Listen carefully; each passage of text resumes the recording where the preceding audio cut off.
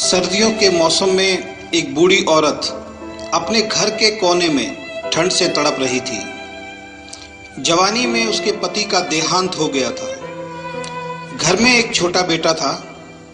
उस बेटे के उज्जवल भविष्य के लिए उस माँ ने घर घर जाकर काम किया। काम करते करते बहुत थक जाती थी, लेकिन फिर भी आराम नहीं करती थी।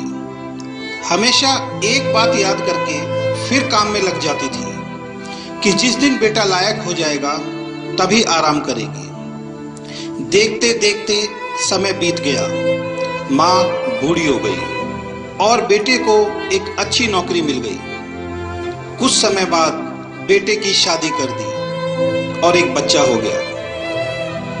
अब बूढ़ी माँ बहुत खुश थी।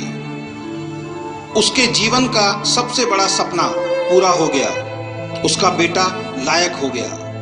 अब उसका बेटा उसकी हर ख्वाहिश पूरी करेगा। लेकिन ये क्या, बेटे और बहू के पास माँ से बात करने तक का वक्त नहीं होता था। बस इतना फर्क पड़ा था माँ के जीवन में कि पहले वो बाहर के लोगों के जूठे बर्तन धोती थी, अब अपने बेटे और बहू के। पहले वो बाहर के लोगों के कपड़े धोती थी, अब अपनी बहू और बेटे के। फिर भी खुश थी क्योंकि औलाद तो उसकी थी। सर्दियों का मौसम आ गया था। एक टूटी चारपाई पे घर के बिल्कुल बाहर वाले कमरे में एक फटे कंबल में सिमटकर माँ लेटी थी और सोच रही थी कि आज बेटा आएगा तो उससे कहूंगी तेरी माँ को बहुत ठंड लगती है, एक नया कंबल ला कर दे दे। शाम को बेटा घर आया तो माँ ने बोला, बेटा ठंड बहुत है, मुझे बहुत ठंड लगती है। और बात ठंड की नहीं है, मैं बूढ़ी हो गई हूँ इसलिए शरीर में जान नहीं है। इस फटे कंबल में ठंड रुकती नहीं है। बेटा कल एक कंबल ला के दे दे।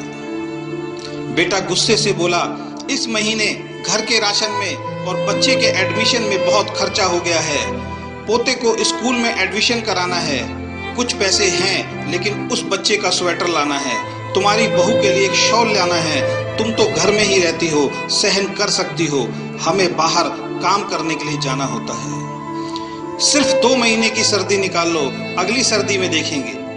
बेटे की बात सुनकर माँ चुपचाप उस कंबल में सिमट कर सो गई। अगली सुबह देखा तो माँ अब इस दुनिया में नहीं थी। बेटे ने सबको खबर दी कि माँ अब दुनिया में नहीं है। सब रिश्तेदार, दोस्त, पड़ोसी इकट्ठे हो गए। बेटे ने माँ की अंतिम यात्रा में कोई कमी नहीं छोड़ी थी। माँ की बहुत बढ़िया अर्थी सजाई थी।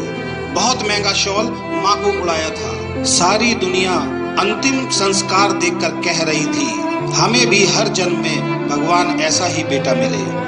मगर उन लोगों को क्या पता था कि मरने के बाद भी एक माँ ठंड से तड़प रही थी, सिर्फ एक कंबल के लिए, सिर्फ एक कंबल के लिए। दोस्तों, अगर आपके माँ बाप आज आपके साथ हैं तो आप बहुत भाग्यशाली हैं।